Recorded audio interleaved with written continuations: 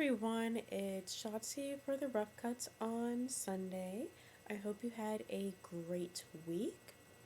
I'm cold and I didn't really feel like getting dressed. I'm wearing a snuggie, so I hope you don't mind that. This week I'm going to be talking about a Turkish horror film. I'm not even going to attempt to pronounce the names of the actors in this, and I know I'm probably butchering the title. Musallat. It's from 2007 from Turkey. I had heard a lot of good things about this particular film, and so I got a hold of a copy of it. I watched it, and when I was watching it, I think my general expression the whole time was,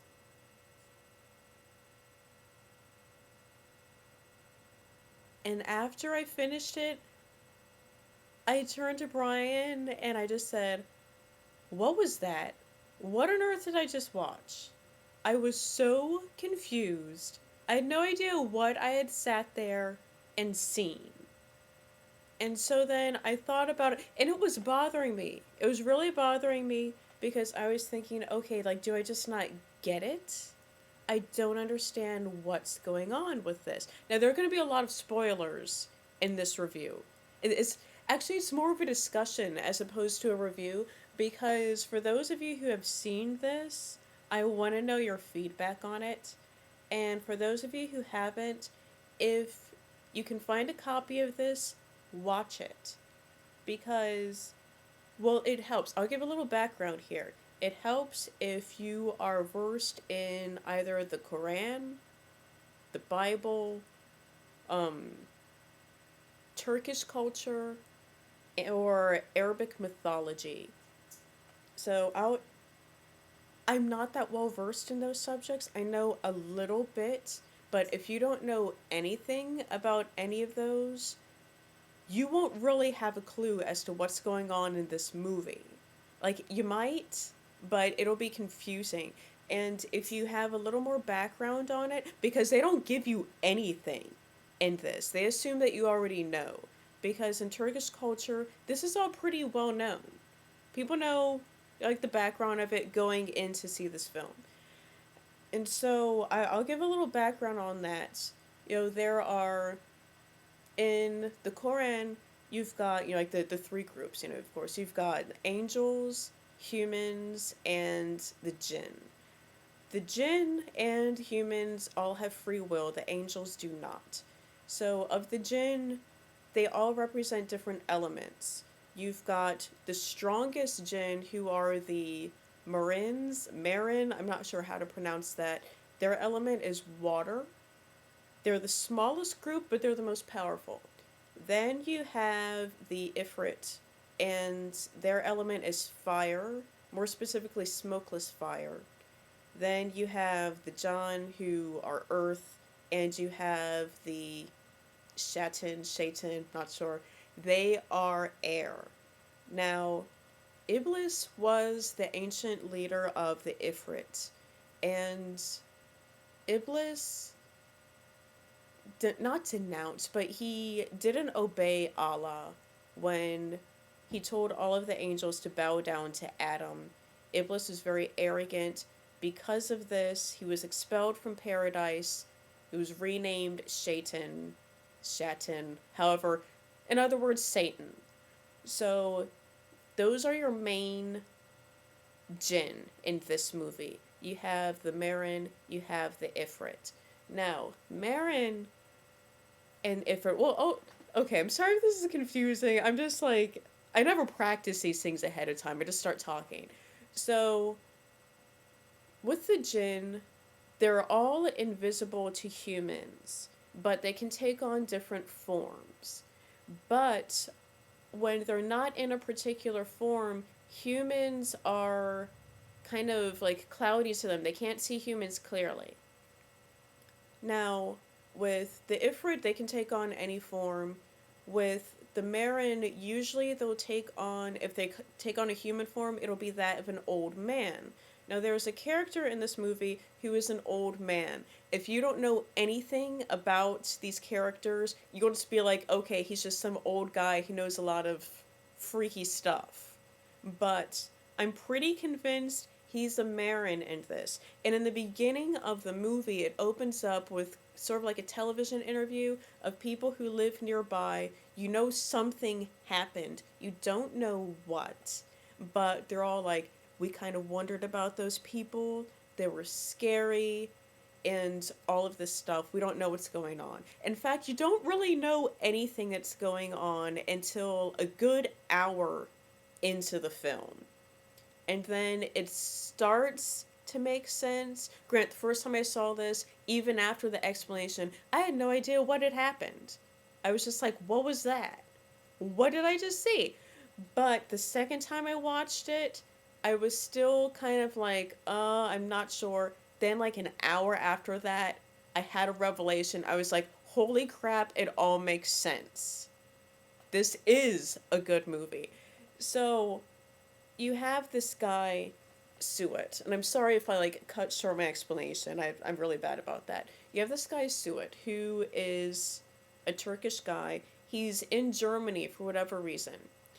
And like we don't know why he went there initially, but we know that he's there to work. He's working in a factory and he has a blue theme about him. With the Marin, their colors are blue and green. Usually they have green skin or blue skin, but you know, it would look weird if people had like green and blue skin. So he's surrounded by blue. We don't know why, but he is.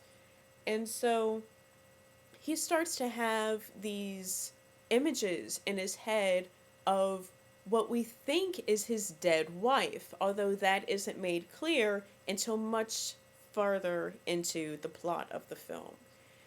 And even at this point in time, she shouldn't be dead. That's what didn't really make sense to me. She shouldn't be dead.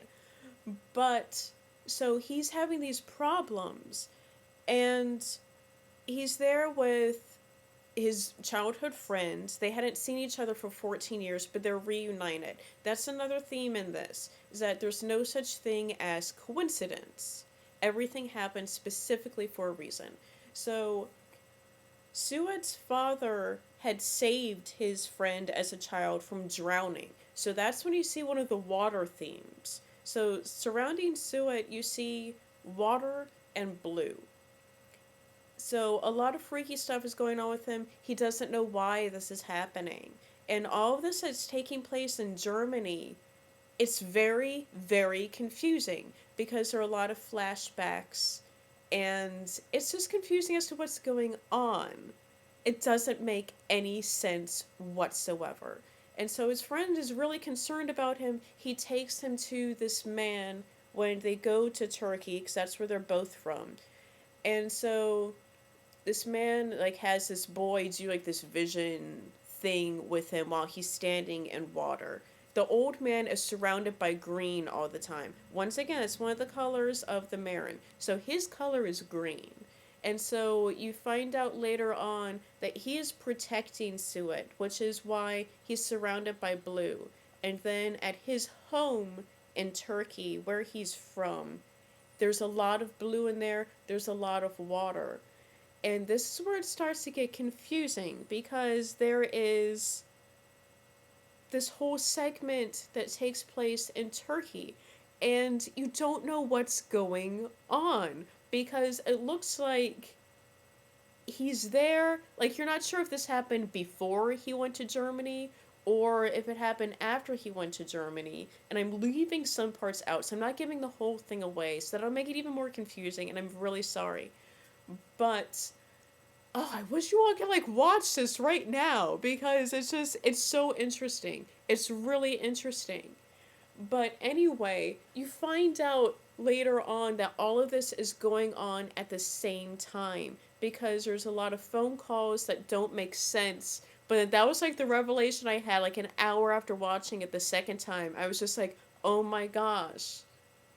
The Infrit was doing the phones. Because you're just like, well, why is this mother not answering the phone? This doesn't make sense to me. Because at one point in time, it seemed like Suet was sitting in the room and the phone was ringing, but why was no one answering it? And then you later on find out that it's all going on at the same time. And as the film is going on, you see the transference from blue and water into more flames and distortion and red. And so it's just the imagery in it is really good. It's subtle. Like I didn't really like I noticed there was a lot of blue before, but I didn't really pay attention to the red. But it's pretty remarkable as you watch the film. And once again, you need to know the background of the Infrit and the Marin because they assume that you know that already when watching this. So that yeah, you need to know that. You really do because otherwise it doesn't make sense. And I'm leaving out a whole lot. So then if you do watch this movie, you know there will be still some surprise. There'll be a lot of surprises. But it's I went from being just kind of ho hum about this movie to just being like, wow, that really wasn't that bad. It wasn't as bad as I initially thought it was. Before I was like, what's the big deal of this movie? And if this is the best of Turkish horror, that's kind of a sad thing about Turkish horror. Grant, there isn't a lot out there, but it's not bad. It's not bad. But like the themes in this are love, most specifically, or more specifically rather, forbidden love, because that's what caused this whole thing. Forbidden love, obsession, distortion of innocence, and it's really, really remarkable. I mean, it really is. So I recommend watching this movie, and just great themes in this. I mean, I can go on and on about this movie after like the whole revelation that I had, but I'm gonna try to keep it. Oh gosh, it's already like 12 and a half minutes. Okay, I'm gonna cut this short now because I can talk about this for a long time. So I will cut this short. I will see you all next week. I hope you have a great week. Until then, bye bye. Oh, and also, wait, oh, dang it. By the time this airs, it'll be too late. But anyway, the 16th of October, Saturday, and also through the rest of the month until November, is National Testing Day weeks for Mensa. So if you all can, come out and give it a try and join the rest of us. It's a lot of fun. It really is. So, I'll see you all next week. Bye bye. Also, another thing, the synopsis of this film that you'll find online doesn't really. It's a crappy synopsis. It doesn't really tell you at all what's going on. It's a stupid synopsis. Don't pay it any mind whatsoever, the synopsis. And also, what else was I was going to say one other thing. Oh yeah, the poster. The poster. There are two versions of the poster.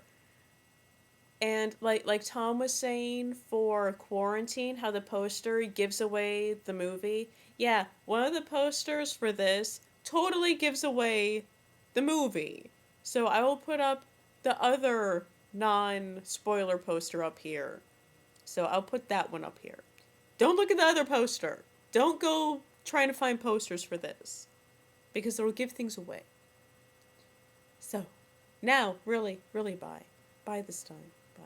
And also that is a Charlie Chaplin doll. This is not Hitler. Over here, it's not Hitler. See you all. Bye.